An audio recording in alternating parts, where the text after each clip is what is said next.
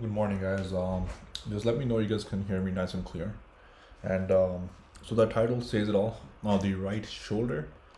And last few weeks, on this rally that we had, we kept saying VIX is now going as low as it should, right? Or is actually is going lower than more than it should, right?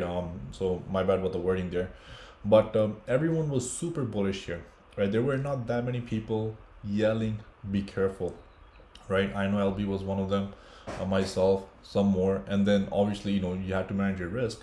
But a lot of people were super bullish here, and they only started seeing upside. And some of you guys are part of that, right? You know who you are, and even here, like if we did not buy puts, at least we stayed out. You know what? Something is not right here.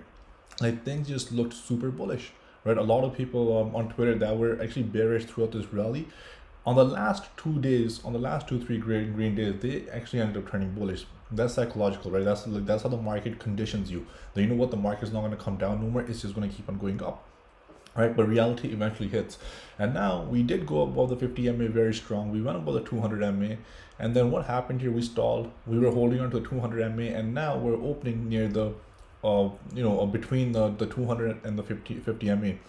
Basically what's happening here now, can this scenario play out? Can this right shoulder be finally forming, right? Is this what's going to happen here in the markets in the coming weeks? And then obviously when this shoulder breaks, where do we go from there? This is just a scenario. I'm not saying this is going to happen. Maybe today we'll have a huge green day and we take out these highs, then we go up. Then obviously the market scenario will change.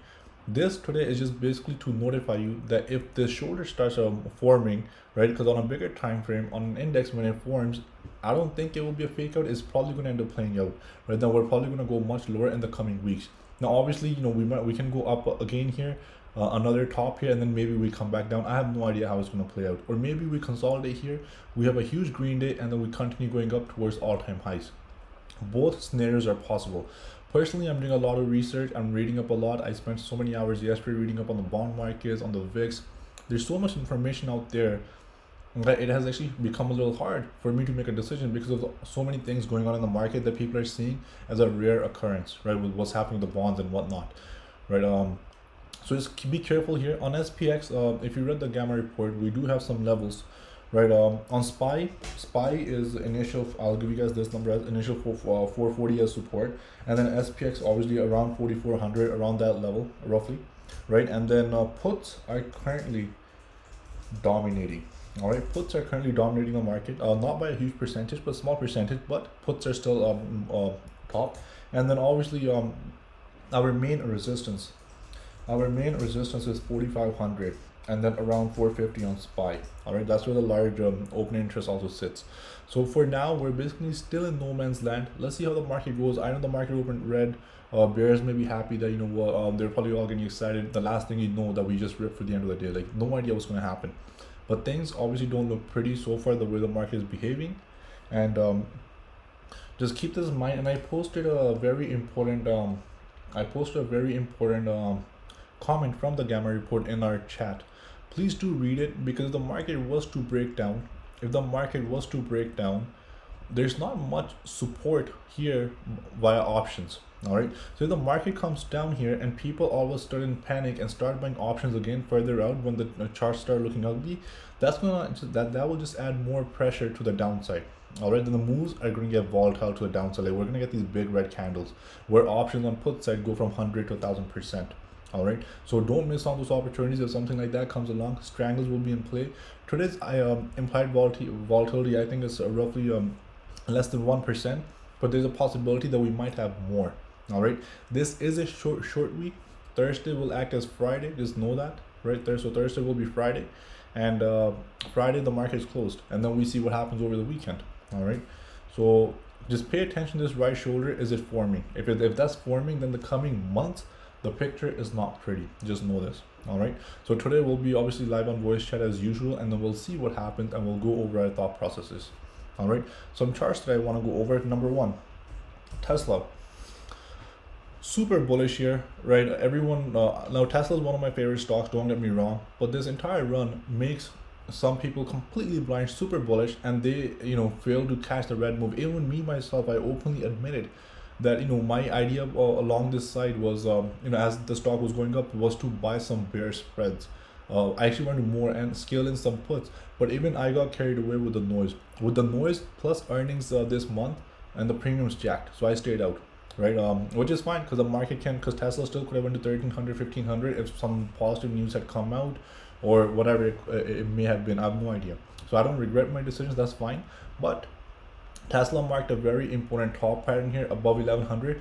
This has just become even more harder now. 1100 has just become more harder after this pop and give up, and now it's down 50 points. So next time Tesla comes to 1100, you can pretty much scalp it like nothing is guaranteed in the stock market, but very high conviction. If Tesla gets above 1100, it's likely going to come back and test 1050 one more time.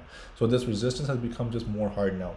All right, so pay attention on Tesla. Right now we're opening 50 points down. We're probably going to tag the 50 MA. Once we tag the 50 MA, then we see what happens, right? Then on the weekly basis, if we just go on the weekly basis, right, LB I think went over this yesterday in the charting session. There's a good chance that we come with the 50 MA one more time on the weekly, and if the weekly 50 MA also fails, it sucks, but 600, 700 is not far technically. All right, and expect the unexpected. If you're a Tesla fan, you should be happy if Tesla comes down here, because that's where you want to load up some more. All right, if the opportunity comes here. I think Tesla's a great company. I was watching some SpaceX documentaries on Netflix yesterday. I think their future is bright. Obviously, everyone knows. But if Tesla does come below 800 and comes towards the 600, 700 zone, by any chance, if it comes, I think it's a buy. Is it going to come? I have no idea. Maybe we see all-time highs towards, maybe it goes higher, much higher. I have no idea. But just keeping my mind open, staying open-minded, that this is where I do want to buy Tesla if it gets there. A lot of people did not believe PayPal, Square, a lot of these stocks would break down, but they did. All right, so don't fall in love with any stock.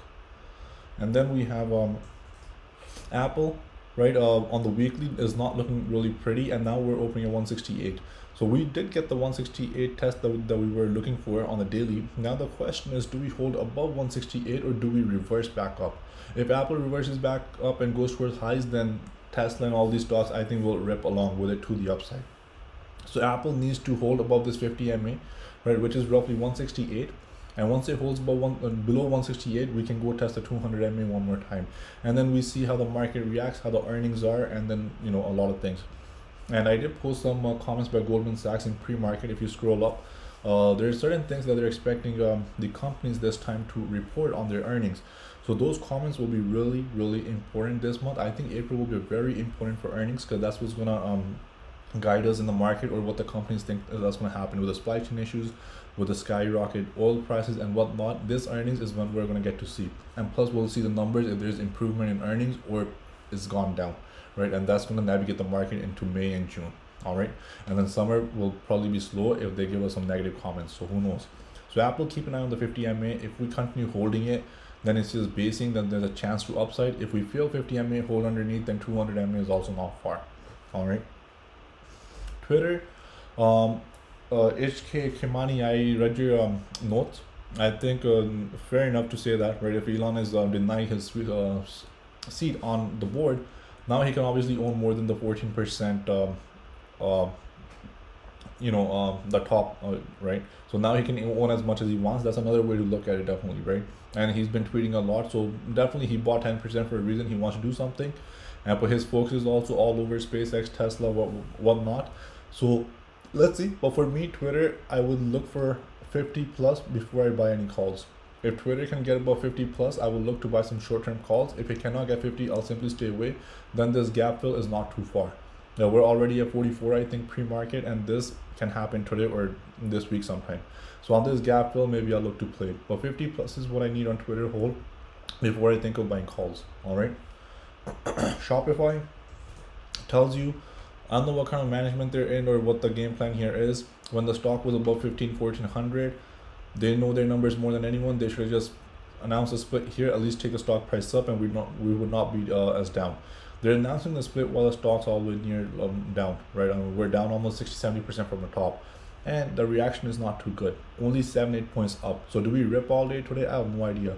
But if that gives up gains today, I'm just gonna say one thing. I will tell you one thing. If Shop gives up gains today and it goes red on stock split and it continues lower, This is the biggest red flag that you will get in the market today. I promise you. If shop gives up gains today and goes red and stays red and gives up all the gains, this is the biggest red flag you're gonna get. Basically, what's happening here, even here, maybe the the big funds, they're probably trying to get rid of their shares and giving it to retails or people that don't understand the market well enough, I guess. Right, so be careful with this. If shop does go red, just know that they're offloading shares on this news. All right, and then there's a lot of trouble in the coming months, and so let's see how that will play. That would be my bias if it goes red.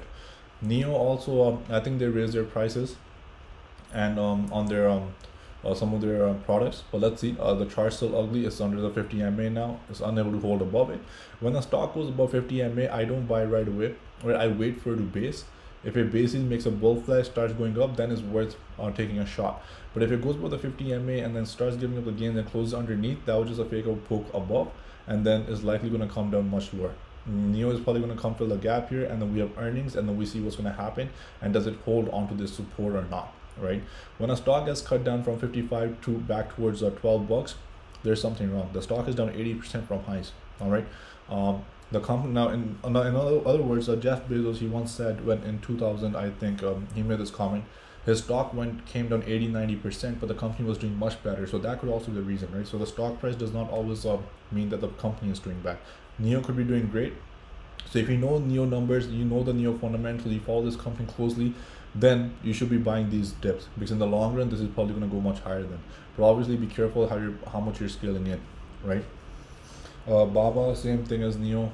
Underneath 50 MA, I would just wait until the base is strong enough, until it can hold this 120 level. If Baba is not able to hold 120, I don't even want to look at it, because on the longer it stays under 120 and goes, good chance it's going to come fill this gap towards 70-80 bucks, right? And will it come fill the gap? I don't know, but that is very likely, all right, if it stays under 120.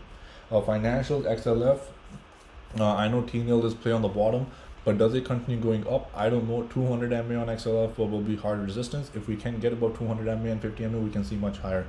On the weekly, it did look like it's holding pretty well, right? So let's see how this plays out. I'm just gonna watch it out. Cause for me, it's both ways. I don't know what's gonna happen here. But if financials do take out 38.50, if XLF takes out 38.50 and we hold above, banks will probably run. But that's if we take out 38.50 on XLF and we hold above it, and then you can pick your horse, maybe Goldman Sachs, Bank of America, whatever it may be, then financials are likely to be strong and they're probably going to make a move up. If XLF gets 38.50, under 38.50, personally, I'm just going to watch, see what happens. McDonald's is green pre-market, so let's see this. But on the weekly, it's pretty extended. I think I will be looking to do some bear spreads on McDonald's for some time. This could be considered a defensive stock also. It depends how you look at it, but I think above if it breaks the 250 level, there's a good chance that we can come test the 50 MA. So McDonald's definitely on my radar. It's kind of extended, but again, it could be strong, but I'm just going to watch it down and see how this one plays out. Walmart, 154. If Walmart gives us a test of 154, I would love to play Walmart. If Walmart gives me a test of, sorry, not 154, 152. So on Walmart, roughly around 152. If I get 152, I will try some longs. But the last thing I want here is this poke above. I'm just going to compare this with something. The last thing that I want is, I always look at all the possibilities. I'm just going to show you something here. Right? It's good to know these possibilities technically. Technicals can work on any time frame. All right, I can compare 5 minute to the weekly, daily, doesn't matter. Right? The technicals can always turn out. Can you guys spot something here? Right? So just those people. So look at this move up on Walmart on the daily, and then look at this on IWM. This is on the weekly on the IWM. What happened? So if something like this forms, if Walmart goes red, something like this today, maybe I'll buy forward puts and just take a shot. Maybe it comes lower. Who knows? Right? It's just a possibility that I always like comparing on the technicals. But again, my first play is 152 plus hold. I will add some calls in case the trend is real and we continue higher. All right. And with this, guys, we'll see you back in the chat. Manage well. It all comes down to position sizing and your risk management, right? If you want to last in this market, your risk management has to be on point. If you're trying to make money overnight, you're likely going to get caught on the wrong side, or you're probably going to end up making a decision in a hurry that will probably go against you. All right, it's happened with me many times, and I keep learning, and doing a lot better than before now, obviously, right? But manage well position sizing, and I think you'll be fine. See you guys back on the voice chat.